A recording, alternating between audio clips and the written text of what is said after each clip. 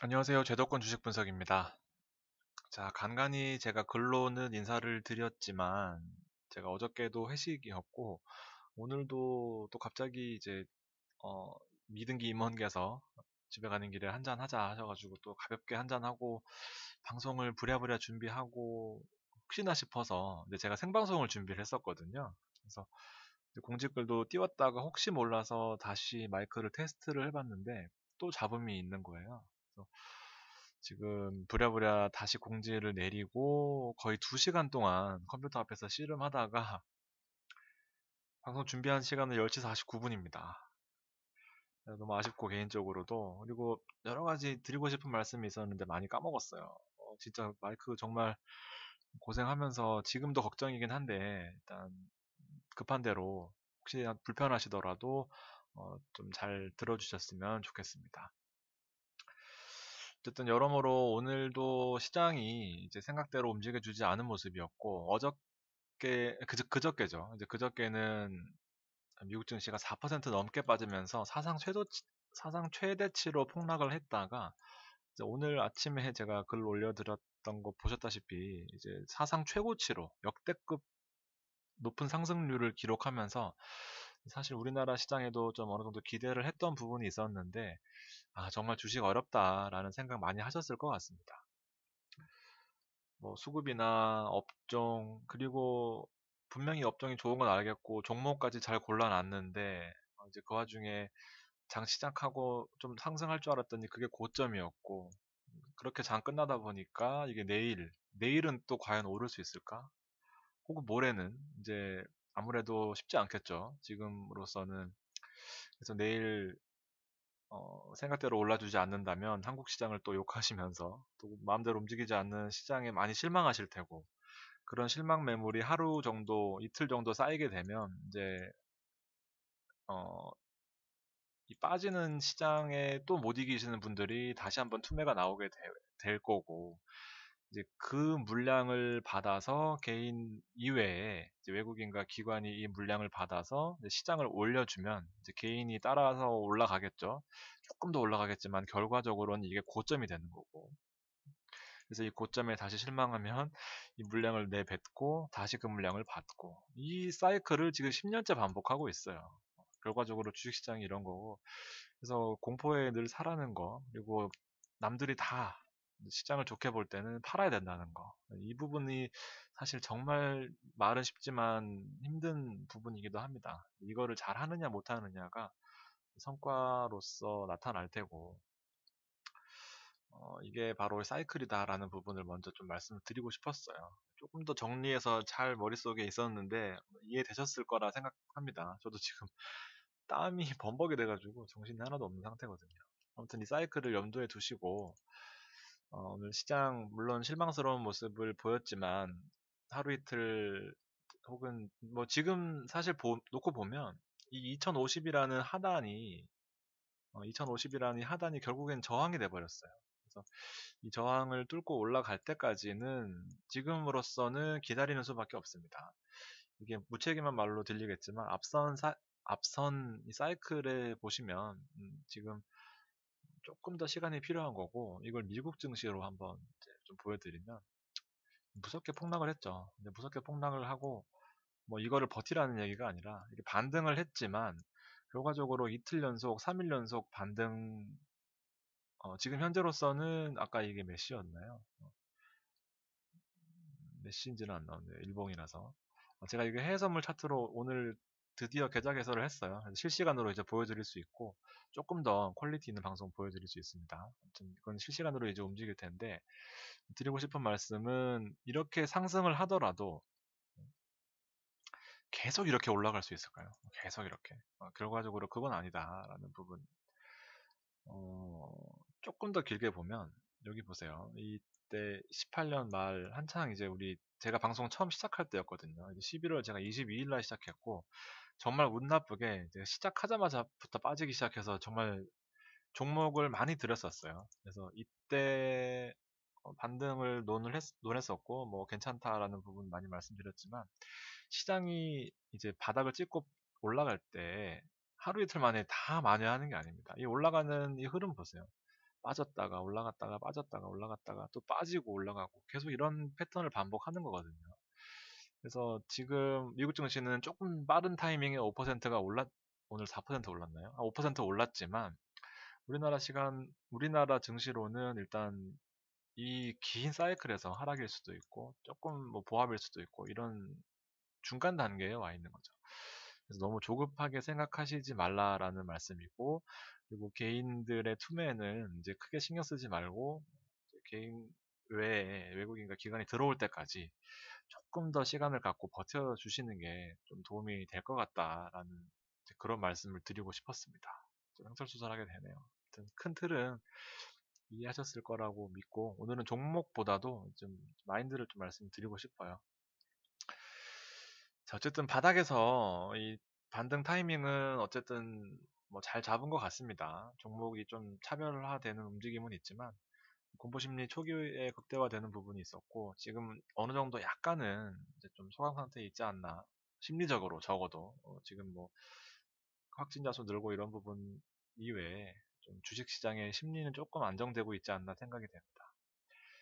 앞서 드리고 싶었던 게 바로 이 부분이거든요. 어떠한 폭등도 이제 일방적인 랠리는 없습니다. 오늘 이제 뒤에 재밌는 내용을 좀 보여드릴 텐데 먼저 보여드릴게요.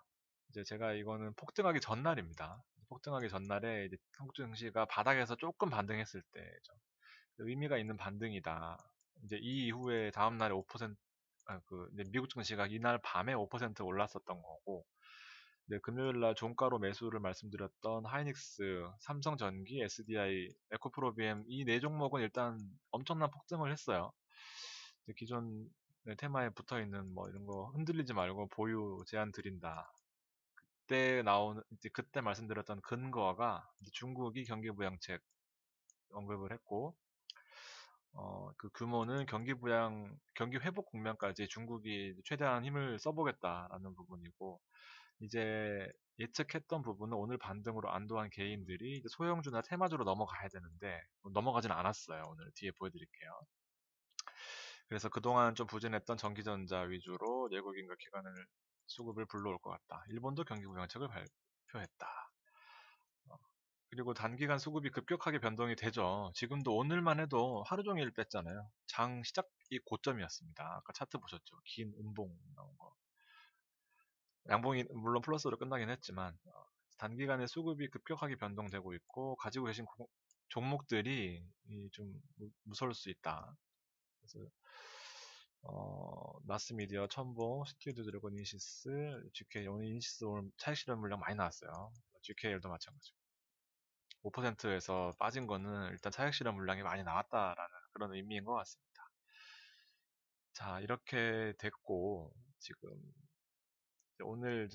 오늘 시장을 겪으시고 나서 이제 댓글 달아주신 거예요. 아침에 5% 올랐다. 오, 이게 뭐냐라고 이제 제가 아침 출근하면서 글을 올렸었고요. 배신감, 제가 뭐 이분들을 폄하하려는 게 아니라 이제 이런 심리들이 이제 개인들의 심리인 것 같아요. 저도 이걸 많이 느끼고 있거든요. 그리고 뭐 코로나 우려로 떨어지나요? 코로나 우려로 떨어지는 거는 이미 시장에 많이 반영됐습니다.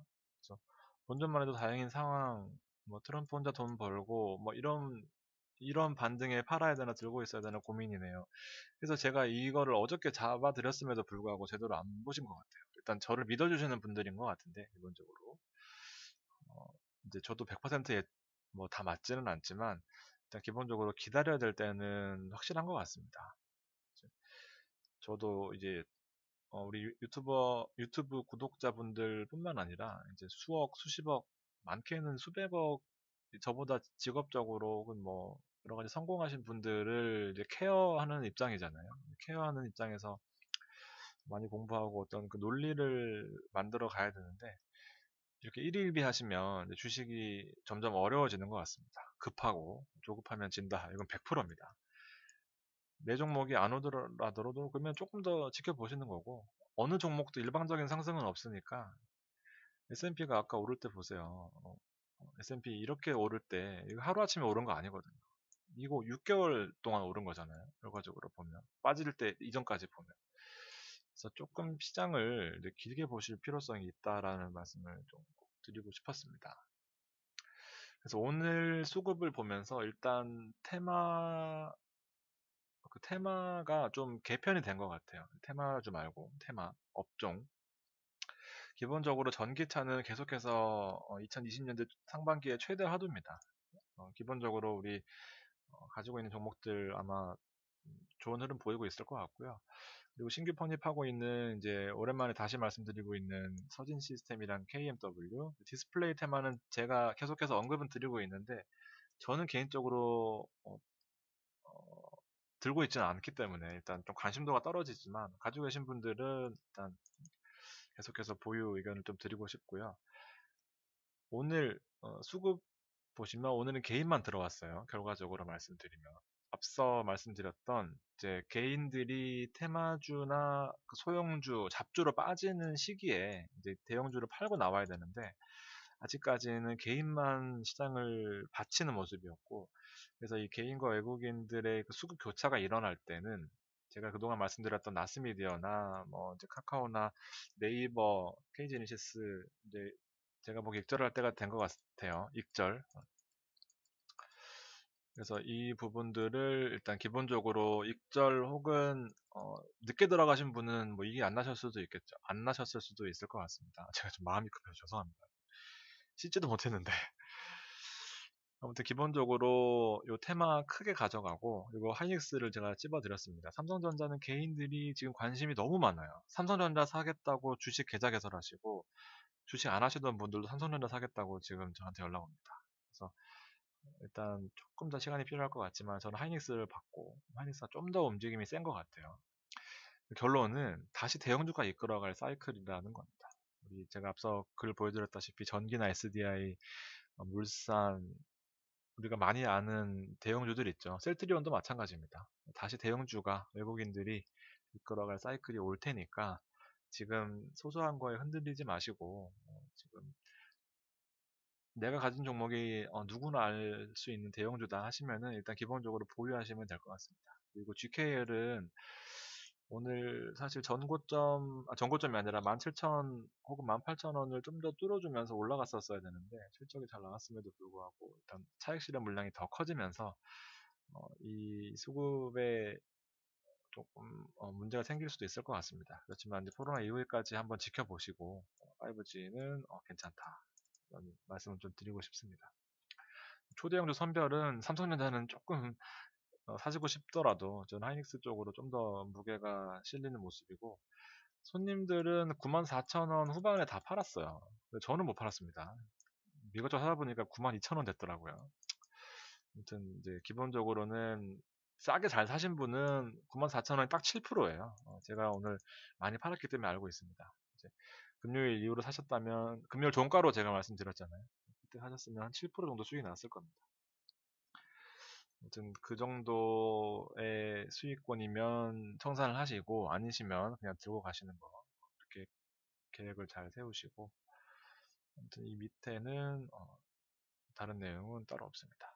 그래서 오늘 이제 수급 보여드릴게요. 개인이 7천억을 매수했습니다. 어저께 미국장이 5% 올라서 한국장이 좀 더 반등 그리고 마지막까지 좋은 그림으로 끝날 거였으면 외국인과 기관이 좀 받쳐줬어야 되는데 앞서 제가 예측한 거 이제 개인들이 소형주로 가지 않고 일단 이 대형주로 다 들어와 있습니다. 아직까지는 시장을 무섭게 본다는 뜻이에요.